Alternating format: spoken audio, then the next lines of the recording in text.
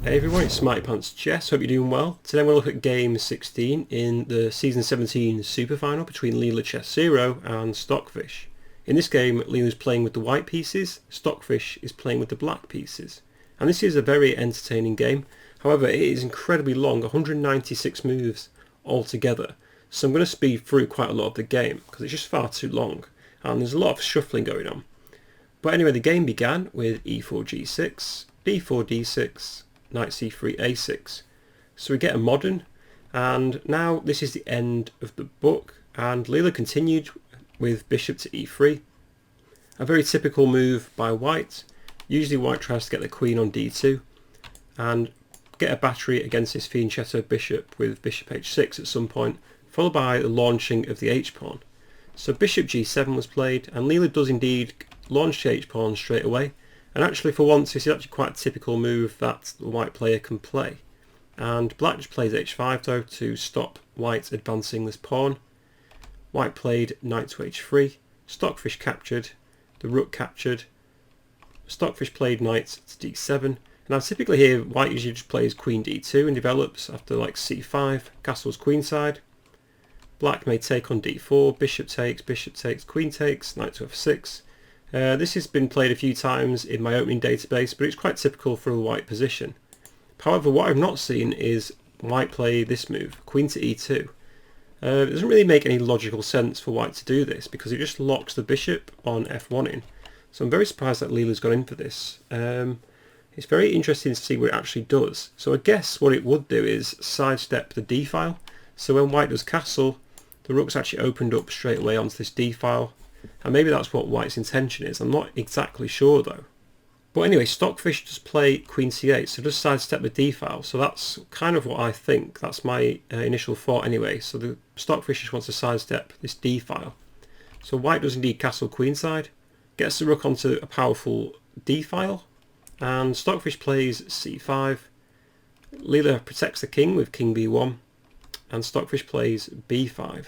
So already they're attacking the queen side by launching a pawn storm. Now it was possible for white maybe to launch their own pawn storm with f4, and if black plays a move like knight to h6, white can continue with f5. And I looked at this variation: if black takes, white takes, and knight takes. White can get an edge here with d takes c5. Let's say bishop takes c3, pawn takes, knight takes c5. Takes, and white can play queen f3 at the end of this. The point is to play rook d5 and also attacking this a8 rook. Of course it's salvageable for black, they can play queen c8, but after bishop d3, knight to h6 and rook e1. Okay, white's got doubled c pawns, but black's king doesn't look exactly safe here. The h5 pawn is also on pre, and white's got a nice position with the open files, all bearing down on this black king. So f4 certainly playable for Leela here, but she instead played knight to d5. The knight went into f6 and Leela captured on c5. The knight took on d5, pawn takes on d5 and knight takes c5, followed by Leela playing bishop d4 to contest this bishop on g7. So it gives black a decision to make. They can either castle or maybe swap bishops off. In this case, Stockfish decided to castle kingside. And it also lays a bit of a trap, because if white thinks they can pick up a pawn here with queen takes e7, black can play rook e8, attacking the queen. And whatever white plays now, it actually loses. Queen takes d6 loses, or if queen g5, for instance, bishop takes d4. And the point is, white's really weak on the back rank, and after rook takes d4, there's rook e1 check. And if queen c1, black just wins the queen, and king takes, and this is an ideal position for black. So castling is a bit sneaky, lays a trap. So for this reason rook e3 was played. Now they're attacking e7 with the rook instead. Queen f5 was played. However, rook takes e7 here still isn't winning for white because black can just take on d4. If rook takes d4, queen f6, attacking the rook on d4.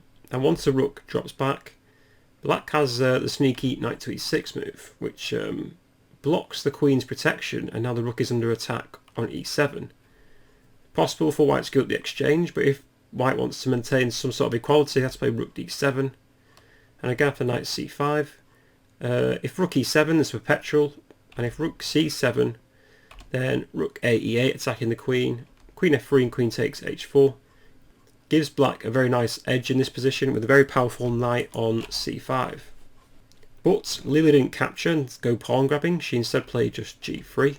Bishop f6 was played and now just f3, so this really limits the scope of black's queen, and maybe potentially white can play bishop h3 in a couple of moves. Black actually just trades bishops though, so rook takes d4, rook a7 to support the e7 pawn. And I don't think white wants to go taking the c7 pawn because at the end of the variations, queen takes f3 can be played. For instance, rook takes, queen takes, and just queen takes here maybe. Followed by maybe queen takes g3 ideas. And if queen takes d6, of course just queen takes f1 here, devastating for white, forcing white to play rook d1 and queen takes d1 we mate. So in this position, Leela played queen to d2, queen f6, a3 was played, rook b7 and now rook to f4, attacking the queen, which drops back to h8. And white renews the threat on e7 with queen to e1, and black protects with rook to e8. So two rooks now guarding e7, and Leela uses this opportunity to attack the black king with g4, trying to open things up. Stockfish though plays queen h6 to attack the rook, which drops in to b4. Queen h8 was played by Stockfish, and in the game Leela repeated moves. I was looking at c4 here though, explosive. And if b takes c4, rook takes b7, rook takes b7, bishop takes c4, knight c5. I thought it was actually interesting, but it still leads to equality for both sides. White's got the bishop, black's got a good knight, so it's probably an equal position.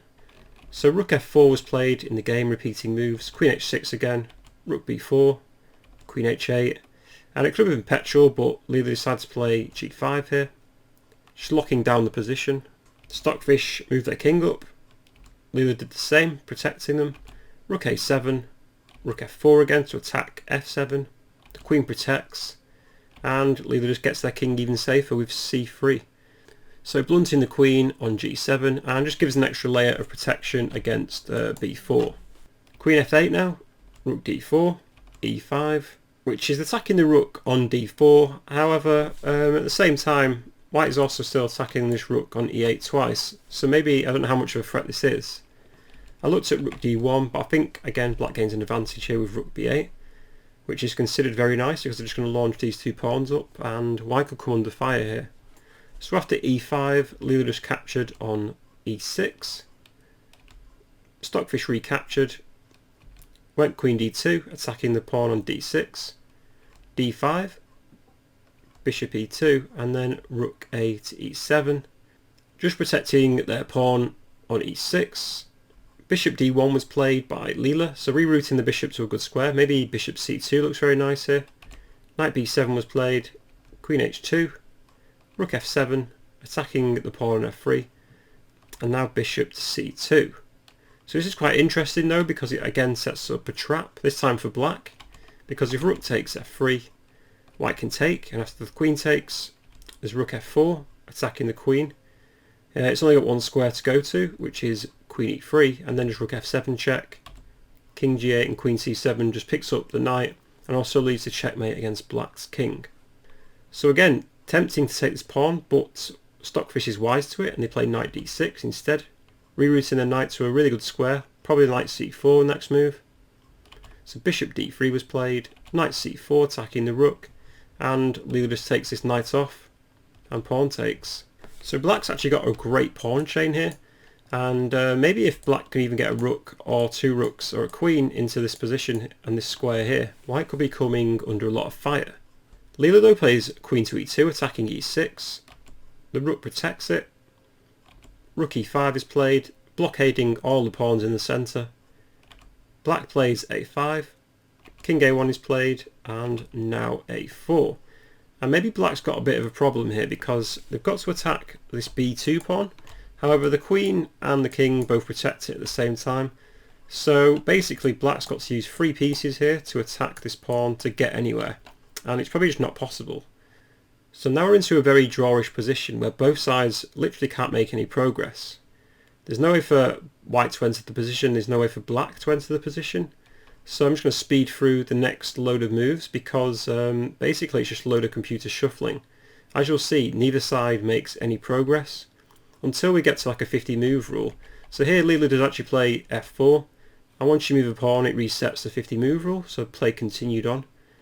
And there's literally no way for either side to make any progress because the rook and the queen are protecting b2 here, and there's no way the pawns can move up without being taken. However, eventually Leela does play f5 right here. She plays f5, and again this resets the 50 move rule.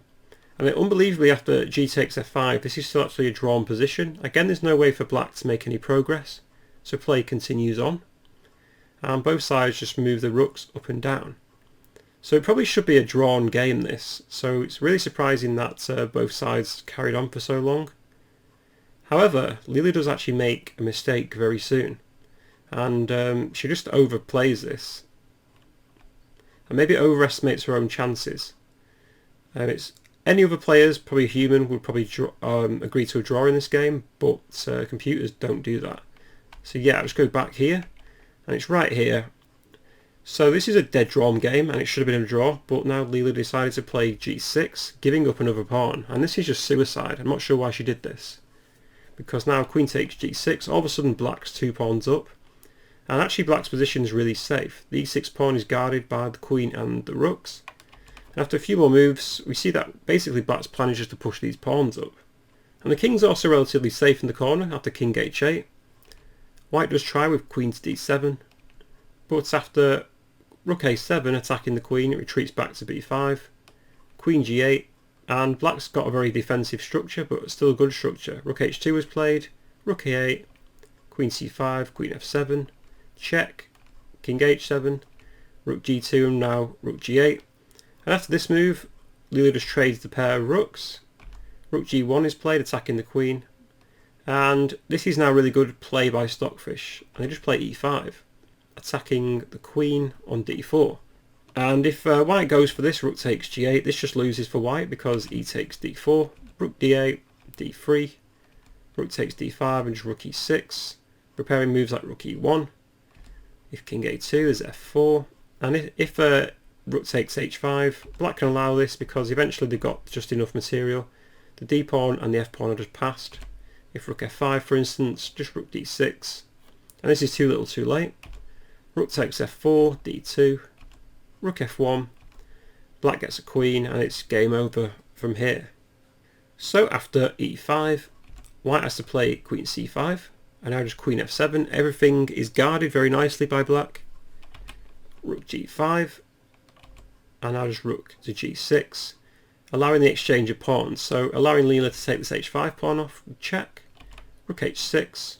Stockfish knows if they trade rooks it's an easy win for black, so rook g5 is played by Leela, rook takes h4, and now just basically a trade of pawns. The rook goes back to protect the king on the first rank, and black now just pawn storms f4, queen f2, rook h6, and basically plays e4 and pushes the pawns up the board, attacks the queen. Basically this is a good easy win for Stockfish. As we'll see, though, it gets quite interesting. Eventually Stockfish decides to march the king up, as we'll see here, and there's no way a human player would ever do this. This looks like absolute suicide. It's pretty crazy. And I'd be thinking I'm getting mated here as black, but Stockfish has got it all figured out. We just play f2, queen d1 check, king e3, another check, and this still looks very dangerous for black, but Stockfish has it all under control. Queen d1 check, king f4, another check, and finally just gets e3 in, attacking the queen. There's another check of course, but then just king f5. The king actually goes backwards, amazingly, and here plays king f6. Of course queen takes h3 would lose here because then the pawn just takes the rook on g1.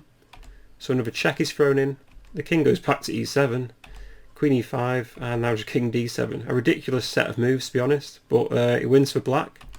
Rook g7, pinning the queen against the king, but now black just gets a queen.